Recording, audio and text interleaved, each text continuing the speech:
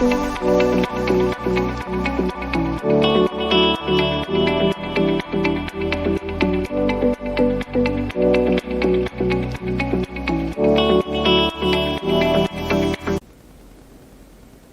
has been called the scientific study of the mind and behavior. It's a relatively young science. In fact, it was only founded in 1879. Despite this young age, in some ways psychology can actually trace its history back much further. In fact, I always like to think that for as long as people have existed, we've probably always were trying to figure out ourselves and the people around us. It just seems to be human nature. In this video, I'm going to explore some of the fascinating history of psychology with you and talk about the evolution of psychology into a modern science. Please keep in mind though that this is an overview video.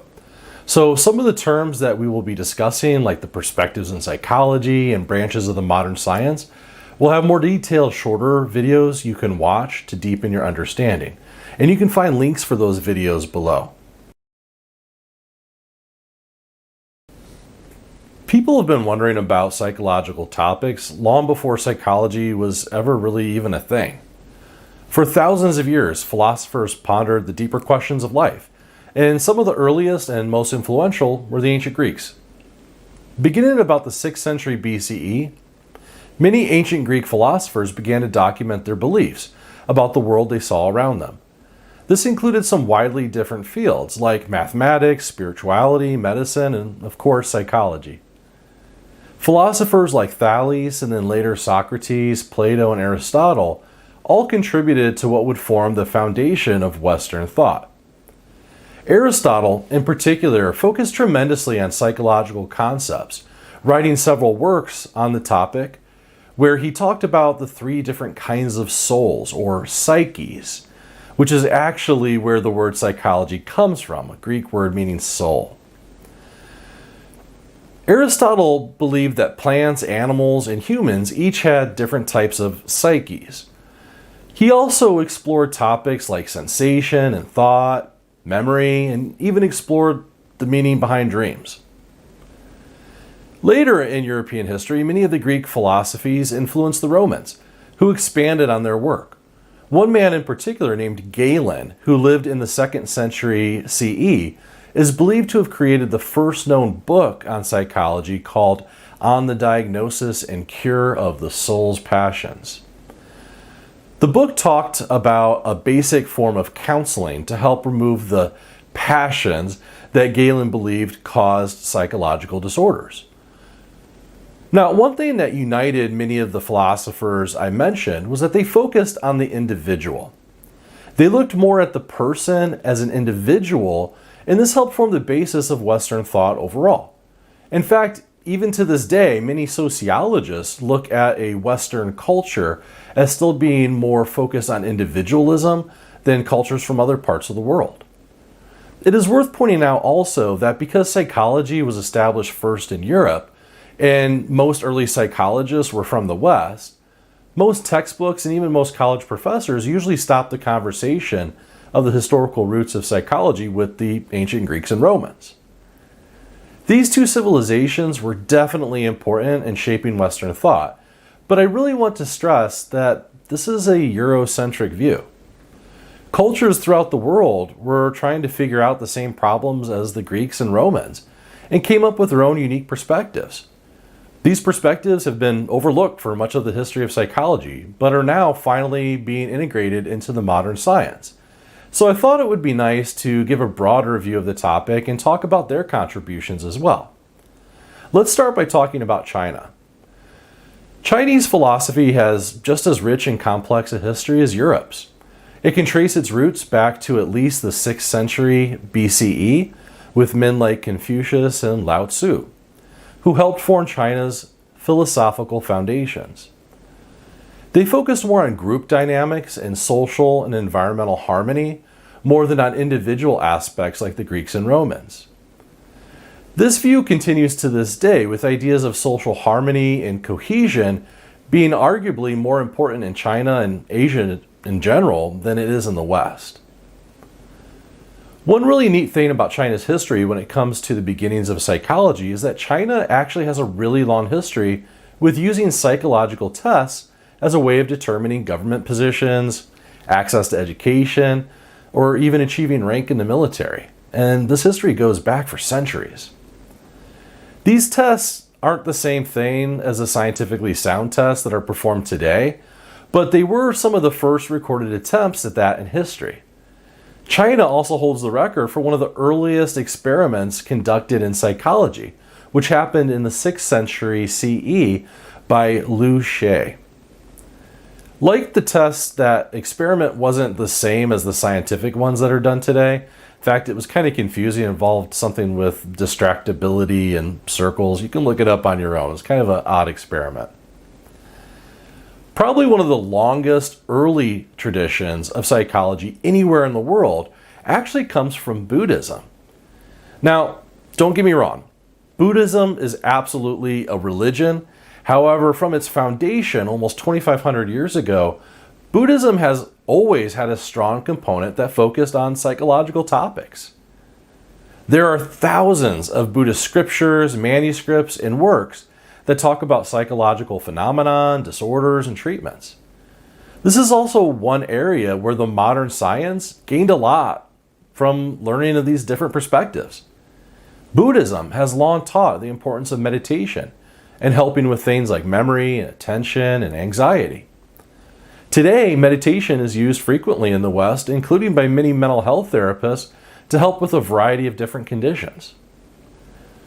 If we move later in history and back towards the Middle East, we see that Arabs and Persians in the Middle Ages also had an important contribution to studying mental health.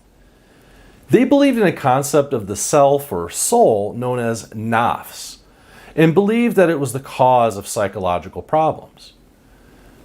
Because they viewed that a positive mind was needed to engage in religious prayer, there was a strong focus on helping those that had psychological difficulties.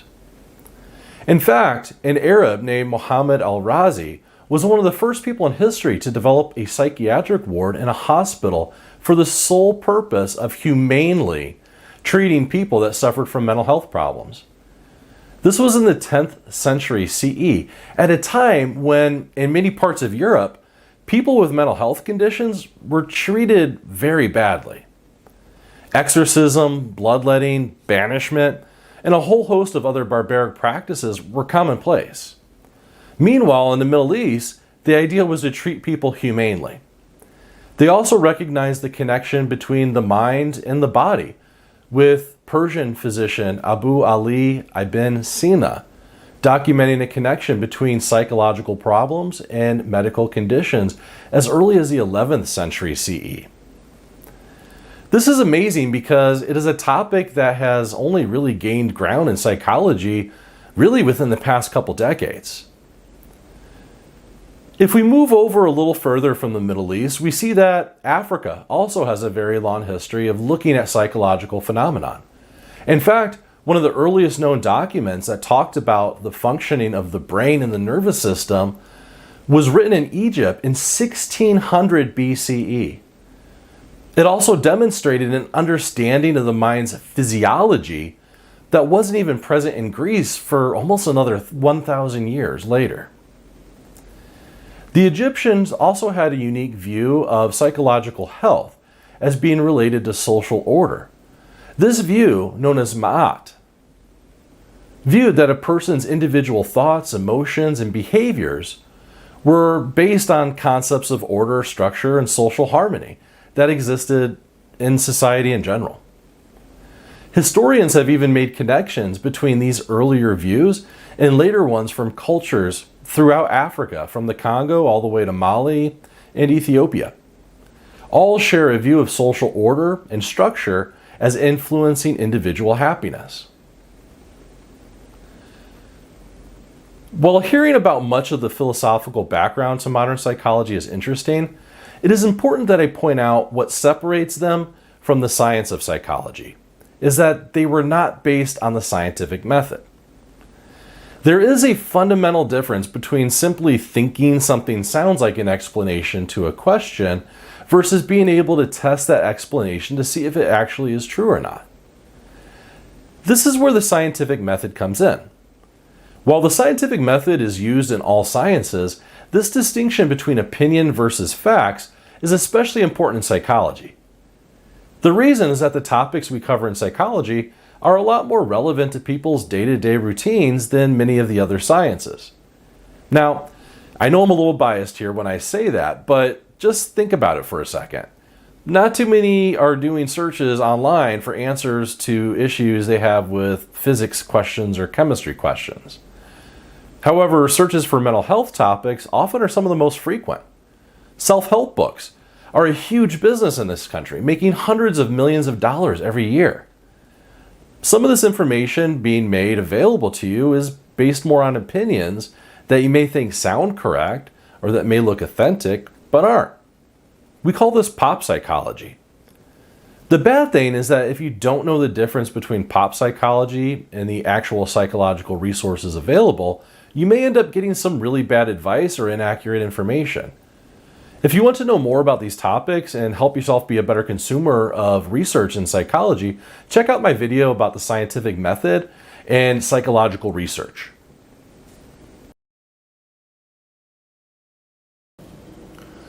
When the modern science of psychology was created in 1879 by Wilhelm Wundt, a variety of differing perspectives began to present themselves. And indeed, these differing perspectives have continued to this day. You can view these differing perspectives, or schools of thought as they're sometimes referred, as being very similar to many other different disciplines. For example, we have different political parties in the United States. And each of them kind of have the same goal, they just go about achieving that goal in different ways. That's very much so what these schools of thought in psychology are. Now, some of them are really more of a historical nature, which means that there's not a lot of people who practice these perspectives to this day, but they were still very influential in the development of the modern science of psychology. Some of those, like structuralism and functionalism, were created back when psychology was first created. In fact, Wilhelm Wundt in 1879 was instrumental in the creation of the first perspective in psychology, or school of thought, known as structuralism. Soon after, a man named William James in the United States would create a differing perspective known as functionalism. Both of these perspectives, which are covered in additional videos, are largely historical, which means there's not really anybody who practices them today. But they were really instrumental in the creation of subsequent perspectives, and they certainly were important in the development of the modern science of psychology. The first perspective that was created, that was the most comprehensive, was one known as psychoanalytical psychology, which was founded by Sigmund Freud. And this is right about at the turn of the century, from the 19th to the 20th century. Sigmund Freud created psychoanalytical psychology, which was the first comprehensive perspective in psychology. It talked about not just the development of a person's psychology, but also talked about ways of treating psychological disorders, way of defining those psychological disorders, a whole host of different aspects. Now, you'll see when you watch the video on Sigmund Freud and psychoanalytical psychology that, to put it nicely, some of the things that he came up with were a little interesting. Some of the things he came up with is by no means part of mainstream psychology today. But yet, there are many other things that he developed that are still part of the modern science today. When we talk about where psychology is today, there's really three main schools that are the most influential: behaviorism, cognitive psychology, and to a lesser extent, humanism. Cognitive psychology, behaviorism, and humanism are arguably the three most important perspectives in the modern science of psychology. Behaviorism has its roots going all the way back really to the creation of psychology in the latter part of the 19th century, but it wasn't really formalized as a perspective until the early 20th century. Its focus is on learning, and I know for many of you, when you hear that word, there's probably certain things that come to mind. But keep in mind, in psychology, when we talk about learning, what we're really talking about is the larger context of what learning entails, such as how you learn to behave a certain way. And that's what behaviorism really focuses on, how you learned different actions that you engage in on a daily basis. Cognitive psychology came around a little bit later. And indeed, in the early and even mid part of the 20th century, really the two most dominant perspectives in psychology at that time were behaviorism and psychoanalytical psychology. Indeed, if we go back to the definition of what psychology is, the scientific study of the mind and behavior, the behavior part of it was fulfilled by behaviorism, and early on, the mind part of that was really engaged in with psychoanalytical psychology.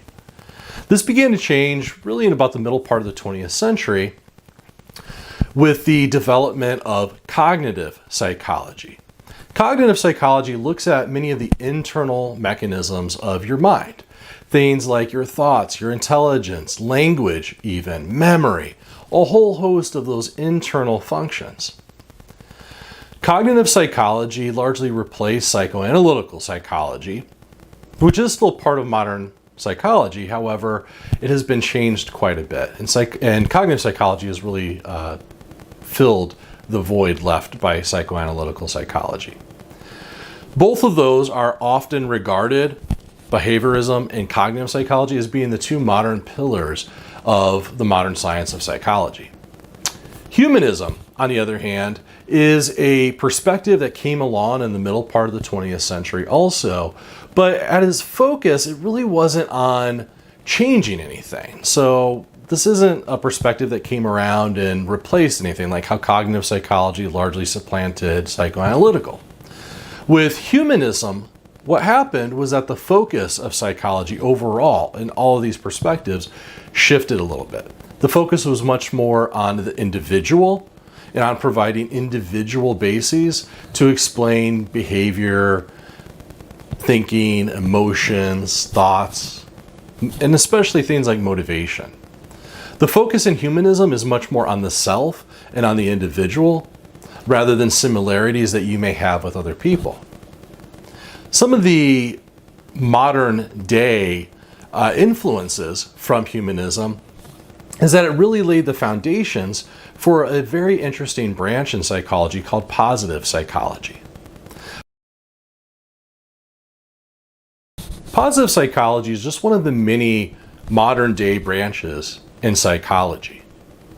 Indeed, the American Psychological Association recognizes dozens of such branches of the modern science.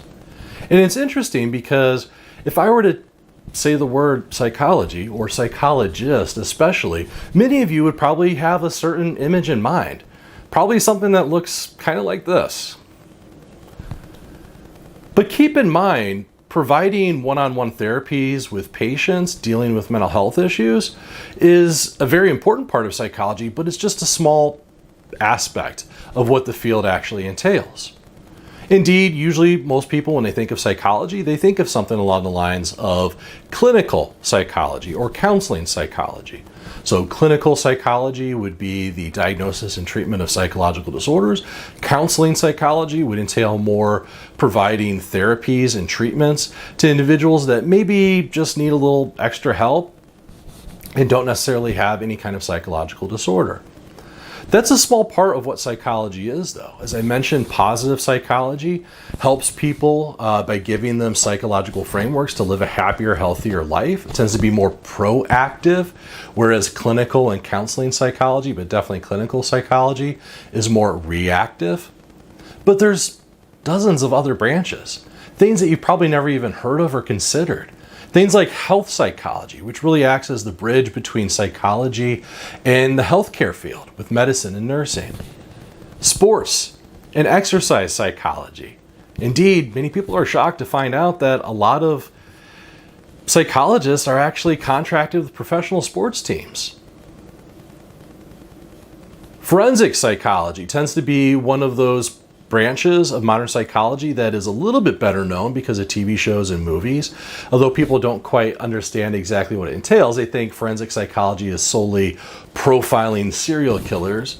And luckily, there isn't as much need for serial killer profiling in the United States to support a branch unto itself. And indeed, that's a small section of what forensic psychology actually deals with. It really acts in a larger context as the bridge between psychology and the overall legal/criminal justice system. In a later video, I'll talk in greater detail about some of these different branches and also go into detail about some of the different practitioners within psychology. There's a whole host of different terms that we use that can be kind of confusing, like psychiatrist, psychologist, counselor, therapist. What's the difference between them? How are they different? How are they separate from one another? How are they similar from one another? What's interesting is that when we talk about the history of psychology, and we talked about really those philosophical frameworks, and then we talk about the development of the modern science of psychology and all of these dynamic and wonderful different branches in the modern science, it's really interesting to think a little bit about what the future holds for this science.